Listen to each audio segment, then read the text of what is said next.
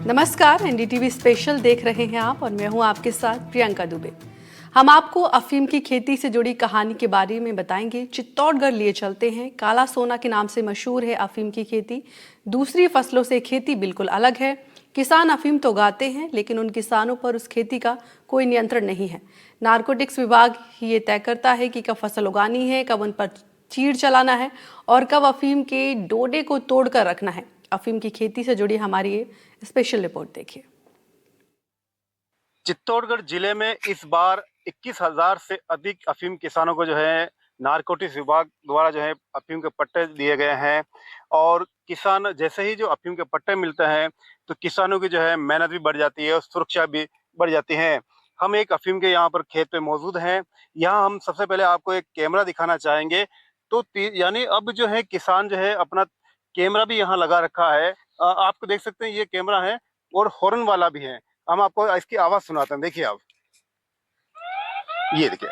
यानी अगर कोई व्यक्ति यहाँ आता है तो जो हॉर्न है वो इसमें बज जाएगा और जो अलर्ट है वो किसान तक पहुंच जाएगा। यानी कोई व्यक्ति यदि अंदर आता है तो सेंसर लगा हुआ है और वो किसान को सूचित कर देगा। तो ऐसे जो किसान है हाई टेक्निक जो इस अफीम की खेती के लिए भी उपयोग में ला रहे हैं।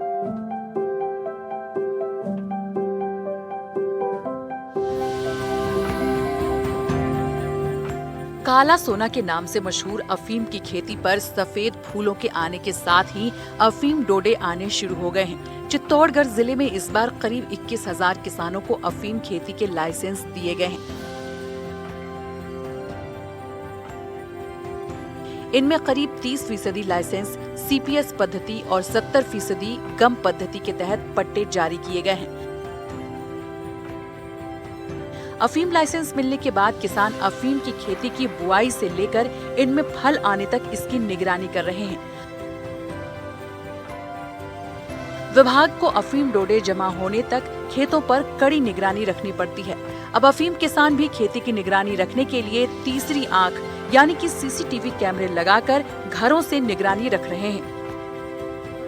अफीम खेती की सुरक्षा के लिए तारबंदी की गई है। वहीं अफीम डोडे को पक्षियों से बचाने के लिए फसल के ऊपर जाल लगा रहे हैं। अफीम की खेती की सुरक्षा के साथ साथ नारकोटिक्स विभाग के कड़े निर्देशों के चलते किसान इस अफीम की फसल पर आने वाले डोडे तोड़ नहीं सकते और न ही पौधे उखाड़ सकते हैं। यदि कोई प्राकृतिक आपदा आ जाए तो विभाग की अनुमति के बाद ही फसल को नष्ट किया जा सकता है। अफीम किसान की एक गलती से उसका अफीम पट्टा तक काट दिया जा सकता है। ऐसे में अफीम की फसल बुआई के साथ ही किसानों को फसल पूरी होने तक कड़ी निगरानी रखनी पड़ती है। इन दिनों नारकोटिक्स विभाग द्वारा अफीम की खेती की नपती यानी कि मेजरमेंट किया जा रहा है। विभाग द्वारा जो है लाइसेंस दिया गया है और अब जो है अफीम की खेत जो अफीम का खेत है उसमें जो कहा जाता है काला सोना, उसके ऊपर जो है सफेद फूल वो आना शुरू हो गया है। हमारे साथ यहाँ किसान हैं, उनसे हम बातचीत करना चाहेंगे कि इस फसल के बारे में अभी पूरा कितना इनको व्यवस्था करनी पड़ती है, कितनी सुरक्षा करनी पड़ती है और किन किन बीमारियों के लिए क्या क्या करना पड़ता है। क्या नाम है आपका? मदन लाल। मदन लाल जी, बात करें जैसे अफीम की खेती आपने बहुत की है लगा करके, तो ये कौन सी पत्ती के अंदर है आपका पूरा? ये मेरा सीपीएस पत्ती में है। हाँ। सर, और हमने इसके लिए निगरानी के लिए कैमरे भी लगा रखे हैं और खाद भी रात को सोना भी पड़ता है और इसमें बहुत ध्यान रखना पड़ता है सर। अच्छा, थोड़ा आप इधर आइए। अगर बात करें तो ये जैसे कुछ पत्ते जो हैं काले पड़ रहे हैं अफीम के अंदर, तो अब ये अफीम की क्या कोई रोग है या फिर ऐसे ही होता है? नहीं सर, इससे बीमारी है। ये टेम्परेचर की वजह से, टेम्परेचर अभी बढ़ गया है कुछ, इस वजह से ये बीमारी चालू हो गई है। इसको काली फंगस बोलते हैं, ब्लैक फंगस बोलते हैं।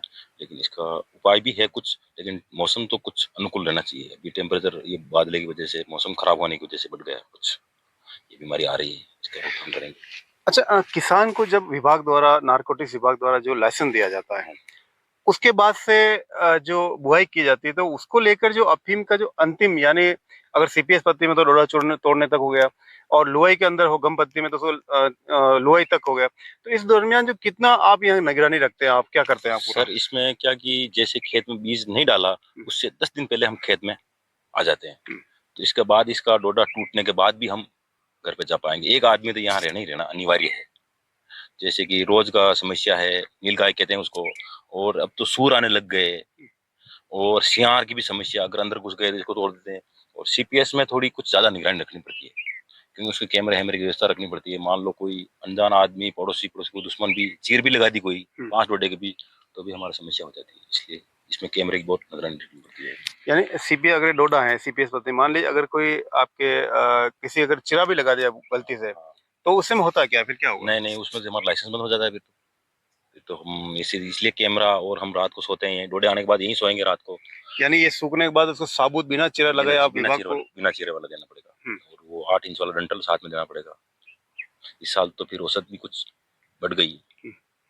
अच्छा, मौसम की मार कितनी रहती है अफीम की खेती को? मौसम की मार तो 100% मानो आप। मौसम के बिना तो कुछ भी नहीं हो सकता है। अगर अभी टेम्परेचर और बढ़ता गया तो फिर हम वो जो पैदावारी है वो बहुत कम हो जाएगी। नहीं तो टेम्परेचर बढ़ने के बाद क्या इसमें जो, जैसे मान लो गम की बात करें, अगर लोहे चुराई की बात करें, क्योंकि सीपीएस 32 से पहले जो गांव में अधिकतर जो है वही पट्टे दिया जाता है गम वाले। जैसे टेम्परेचर बढ़ेगा उसमें क्या कि सफेद फंगस आने लग जाएगी, तो उसके लिए कुछ तो दवाएं भी है, लेकिन तो भी अगर टेम्परेचर मौत साथ दे तो हमारा खर्चा कम हो जाएगा, दवाएं का खर्चा नहीं होगा। अगर जैसे टेम्परेचर अभी ठंड चल रही है, रात को ठंड होनी चाहिए, दिन में हल्की हल्की गर्मी हो तो कोई बात नहीं, उसमें दूध अच्छा आएगा, औसत भी टारगेट बराबर हो जाएगा। अगर मान लो ये अगर मौसम साथ नहीं दे तो हमारा दवाएं का खर्चा फिर बढ़ जाएगा। अच्छा, जैसे विभाग, नारकोटिक्स विभाग द्वारा जो है अमूमन 10 आरी का पट्टा दिया जाता है, तो उसमें आपको औसत कितनी जमा करानी पड़ती है, क्या करता है पूरा? इसमें सर हमारा इस साल तो 80 किलो टारगेट है। गए साल 70 किलो से कम था, उनके लाइसेंस रोक दिए गए सीपीएस वाले में तो। और जो इसमें गम वाले है उसमें तो हमारा मार्पिन से 5.9 रख रखी है। एक खंड में 8 से 10 टीमें लगकर प्रत्येक किसान के खेत पर जाकर बुआई की गई अफीम का मेजरमेंट कर रहे हैं। यही नहीं, इन टीमों के मेजरमेंट के बाद नारकोटिक्स विभाग ग्वालियर बुआई की गई अफीम पट्टों में से 25% अफीम की खेती की दोबारा जांच के लिए कल्टीवेटर कोड जारी किए जाते हैं और इसे लेकर टीम द्वारा जांच पैमाइश की जाती है। यानी नारकोटिक्स द्वारा इस मामले में पूरी पारदर्शिता अपनाई जाती है। यदि खेत पर लाइसेंस के अलावा अतिरिक्त खेती मिलती है तो उसका अफीम लाइसेंस निरस्त कर दिया जाता है।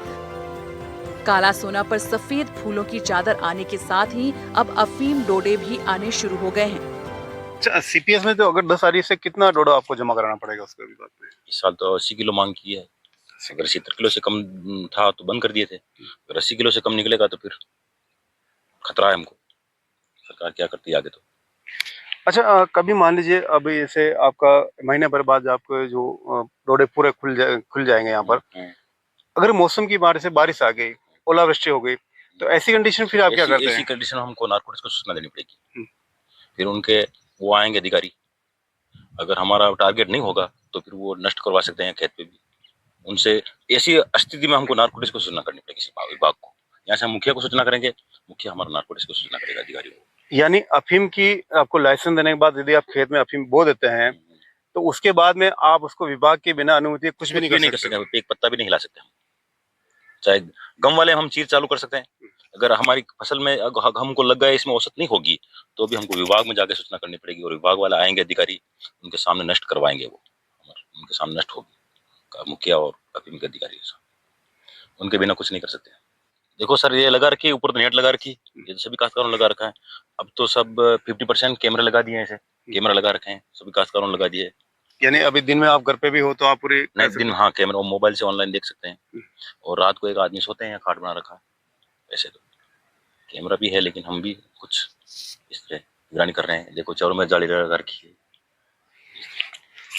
तो आप देख सकते हैं जो किसान हैं वो अफीम की बुआई करने से लेकर अफीम जब तक पूरा काम पूरा नहीं हो जाता तब तक उसको, एक किसान को इस अफीम की रखवाली के लिए खेत पे ही डेरा डालना पड़ता है।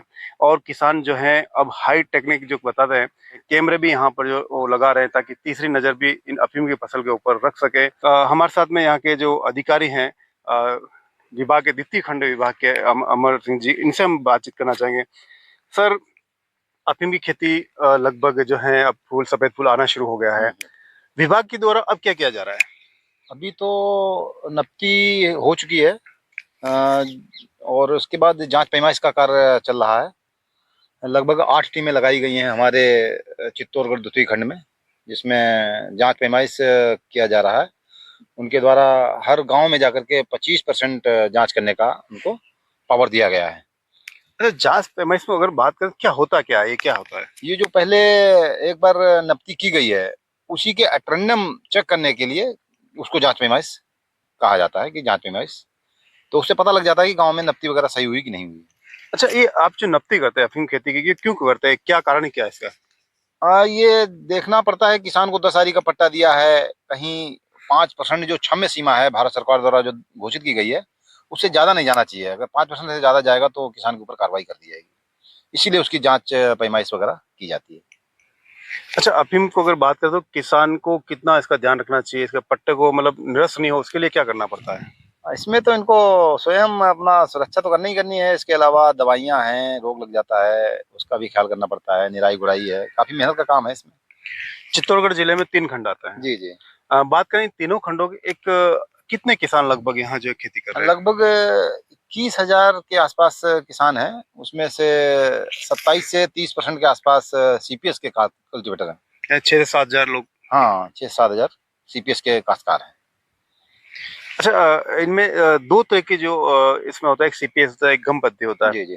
तो इसमें क्या होता है, होता क्या है? सीपीएस में किसान को चीरा नहीं लगाना है। जैसा डोडा 8 इंच डंठल के साथ किसान को तौल केंद्र पे लाना पड़ेगा, और जो चीरा वाला है, लांसिंग वाला, उसमें तो किसान लांसिंग करके अफीम तौल केंद्र पे लाएगा। अगले 15 से 20 दिनों में गम पद्धति में डोडे पर चीरा लगाकर अफीम दूध की लुवाई की शुरुआत होगी, जो 10 से 15 दिनों तक चलेगी, और इसके बाद नारकोटिक्स विभाग में तुलवाई करनी पड़ेगी। वहीं सीपीएस पद्धति में मिले लाइसेंस के तहत की जा रही अफीम के डोडे पर किसान चीरा नहीं लगा सकेंगे। सूखे डोडे को डोडे से 8 इंच तक तोड़कर विभाग को सीधे जमा करवाना होगा। फसल खराब होने पर विभाग को आवेदन पत्र देना होगा, और जांच के बाद ही किसान फसल की हकवाई कर सकेंगे। मान लीजिए अगर आपदा आ गई कोई सब फसल के ऊपर, कोई अगर मौसम की मार इसके ऊपर आ गई, ओलावृष्टि हो गई, तो क्या होता है ऐसी कंडीशन में, क्या तो होता है? इसके लिए किसान और मुखिया हमारे विभाग में सूचित करेगा, पत्र देगा, एक आवेदन भर के देगा, और उसकी हम लोग फिर जांच करेंगे। जांच करने के बाद देखा जाएगा फसल कितनी खराब है, उसके हिसाब से उसका नष्टीकरण किया जाएगा। और ये सब विभागीय निगरानी में ही नष्टीकरण कर सकते हैं, किसान स्वयं नहीं इसको नष्ट नहीं कर सकता है। अब मौके पे जाकर चेक करना पड़ता है कि कितने आरी का नुकसान हुआ है, वो सब डिपार्टमेंटल जो इंस्ट्रक्शंस है उसके हिसाब से उसका नष्टीकरण किया जाता है। यानी अफीम की बुआई के बाद किसान अपनी मर्जी से कुछ नहीं कर सकते? नहीं नहीं, बिल्कुल नहीं। ये सिर्फ अपना खेत की देखभाल करें, खाद पानी दवाई दे सकते हैं, खेत से कुछ भी डोडा वगैरह नहीं तोड़ सकते हैं। अगर किसी किसान ने बुलंस कर लिया तो क्या होता है उसके साथ में? वो फिर एनडीपीएस एक्ट के अंतर्गत कार्रवाई की जाएगी उसके ऊपर। तो आप देख सकते हैं जो अफीम किसान है, अगर वो बुआई कर लेता है खेत के अंदर, तो उसके बाद में उसका जो डोडा भी वो नहीं तोड़ सकता है बिना विभाग की परमिशन से, और चीरा वो जरूर लगा सकता है, लेकिन सीपीएस पद्धति में जो उसका डोडा होता है वो विभाग को भी जमा कराना पड़ता है। यानी किसान को अफीम का लाइसेंस का पट्टा मिलने के बाद बहुत ही निगरानी रखनी पड़ती है, और सरकार के जो विभाग के जो नियम कायदे हैं उसके अनुसार जो पूरी खेती करनी पड़ती है। सलमान, एनडीटीवी, चित्तौड़गढ़।